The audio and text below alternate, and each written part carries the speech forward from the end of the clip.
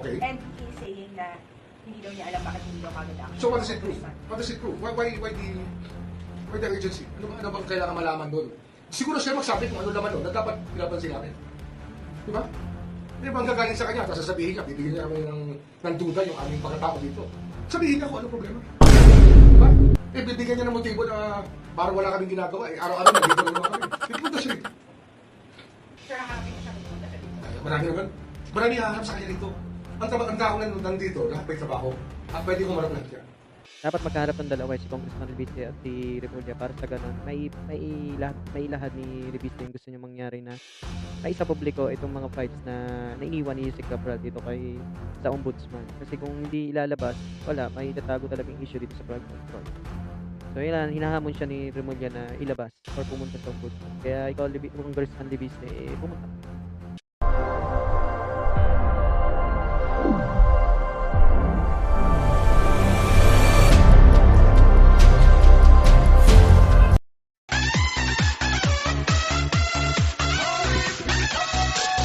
Magandang araw sa atin lahat mga bossing. Muli nagbabalik RN Juices TV. Ayan mga magandang panibagong araw, panibagong fake news na naman.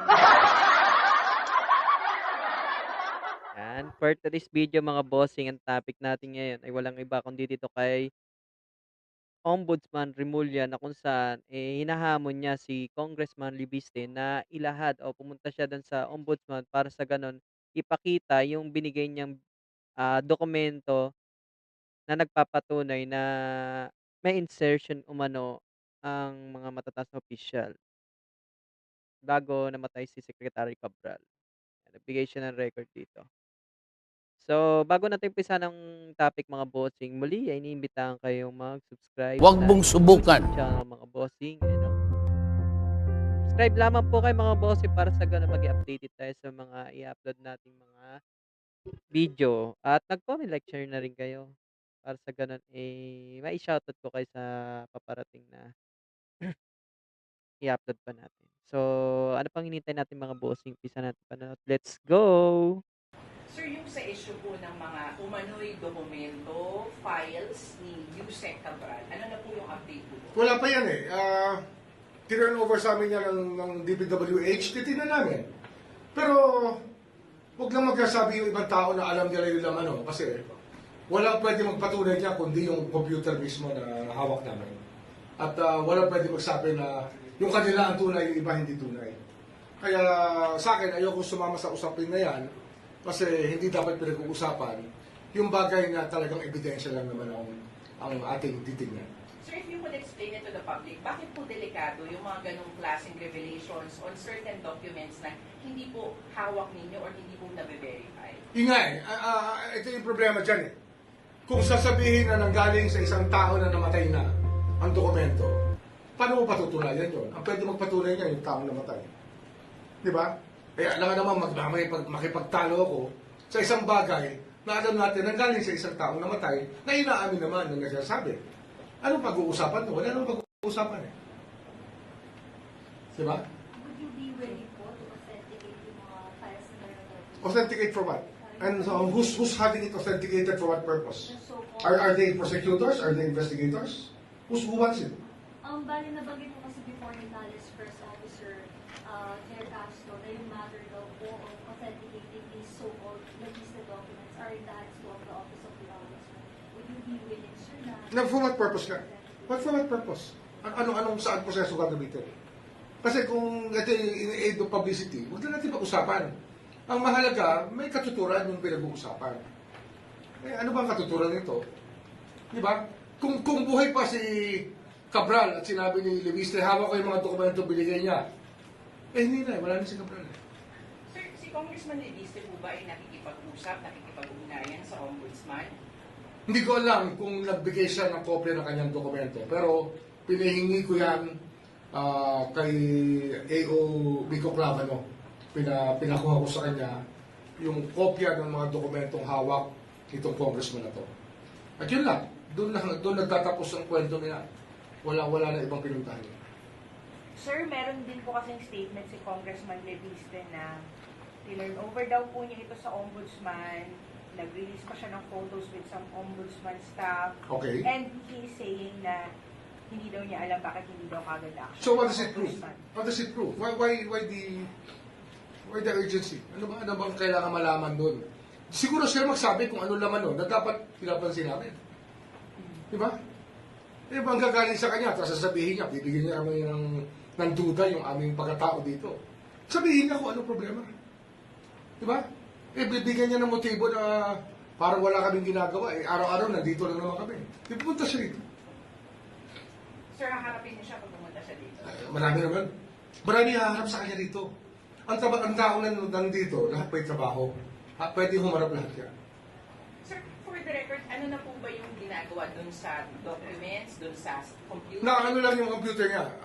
Pinag-aaralan pa namin kung yung proseso sa pagbubukas ng files.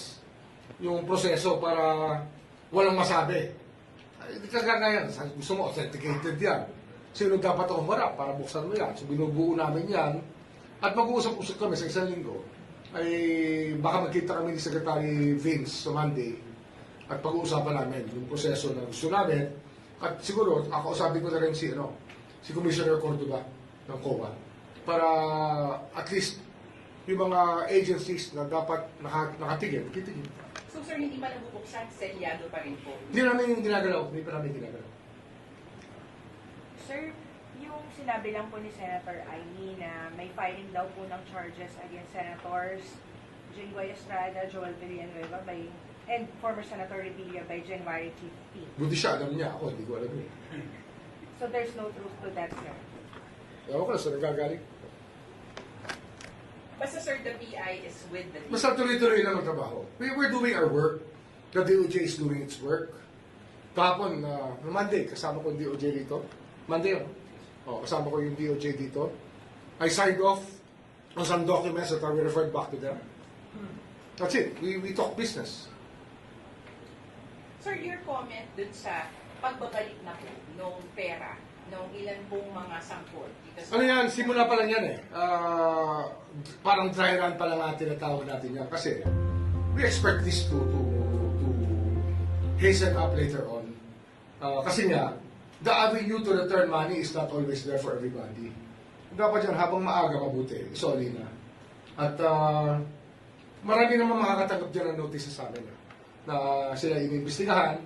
At yun na. At sasabihan din na bibigyan ng pagkakataon mag-soli. Sir, naglabas na po ba kayo ng notices kanina? Hindi ba? Pero ngayon kasi, nag-fact-finding na kami sa mga taong inimbestigahan. Nag-fact-finding kami. Sir, So, dapat may basis na kami para pag kinakausap namin, alam na namin ang pinag-uusapan. Alam naman saka namin itatanong yung hindi namin alam. Dapat yun, pag nagtanong ka, alam mo na rin yung sagot eh. Di ba? We don't go there asking a question you don't know the answer to. Basically, that's what investigation is all about. You know where you're leading to. sir, ito yung sa contractors, tama po ba? May nakita Kasama yan. Oh. Marami yan na nire-refine yung list kasi may mga listahan na hindi malinis eh. Ibig sabihin, walang direct connection talaga at hindi talaga magtatagpi-tagpi. So, iniisa-isa namin yan tingnan ang mga listahan na yan at titignan namin kung paano itatrato yung bawat kaso. Kasi iba-ibang klaseng conflict of interest to, hindi lang maiisang klase lang. Hindi lang iisang klase. Sir, your health, alam ko nabanggit na, pero kamusta po yung kayo? I think I'm okay. I work out every day. I sleep early. I wake up early. So, well, siyempre, ano yan eh. Idle minds are devil's workshop. Yun yun eh. Natin magagawa kasi naghahanap sila ng i-storyahin. Tingin ko naman okay naman ako. Your message, sir, doon sa mga nagpapakalat na you're unwell. Hindi yan, pinapa-imbestigahan ko yan. Oo, pinapa-imbestigahan ko yan. Kasi, we've reached the limit of cyber libel already. Tignan natin kung saan pupunta. Pinapa-imbestigahan ko yan. I'm asking the NBI to look into these allegations and this scuttlebutt kung saan nagmula sa social media. So we will know. And sometime, you really have to extract justice from people. Hindi mo talaga pwedeng pabayaan na lang. Kasi pattern to, parang dry run to for things to come later on. Kung ginagawa nila ito ngayon, gagawin pa nila lalo yan pag hindi yan na sa mata. Pag inaawat yan. Okay? Sir, yung mga ganito pong reports on your health and yung nag-a-announce ng filing. Lumabas na nga ako. I came out on my radio program last Saturday. Sunday, meron naman. Tuloy na naman eh. Talaga makikita mo yung bad faith. There's really an orchestrated campaign. I don't know for what purpose, pero tingin ko it's part of the propaganda machine of some political quarters. Diba? Okay? Sir, baka may nakalimutan ka. Hindi, wala pa. Next week naman magkaka-briefing ulit tayo. I think that we will do it at least once a week. Na mag-uusap-usap tayo at least once a week. So I'll be here again next week for you guys. Ombudsman, does it have something to do sa pagdidiin ninyo sa investigasyon sa flood control? Itong mga paninira na gano'n. Natural yun eh. Tsaka marami talaga nag-wishful thinking eh. Akala nila maaawat ang hustisya pag nawala ako eh. Hindi naman ganun yun eh. Proseso to na nagsimula na eh. Diba? Nagsimula na yung proseso. Para mong tinitigil ang tren na umaandar eh. Pwede mo ba, di pasagasa ka sa tren, di ba? Pero hindi mo pwede awatin ang tren pag umaandar na. So yun na nga dito natatapos ang panonood natin ng video mga bossing. Bali ang reaction natin dito mga bossing. Ayan. Dapat magkaharap ng dalawa si Congressman Reviste at si Remulla para sa ganon may ilahad ni Reviste yung gusto niya mangyari na maisapubliko itong mga files na iniwan ni Yusek Cabral dito sa ombudsman. Kasi kung hindi ilalabas, wala, may tatago talagang issue dito sa flood control. So yun, hinahamon siya ni Remulla na ilabas or pumunta sa ombudsman. Kaya ikaw, Congressman Libiste, pumunta ka na. So yun lang mga bossing, dito na natapos ang ating panonood ng video. Bale, yan, kung nagustuhan nyo ang ating panonood, muli, inimbet lang po mag-subscribe sa ating YouTube channel. Ayan mga bossing, subscribe lamang po kayo, like and share, comment. Yun lang mga bossing and have a nice day. Peace, yo!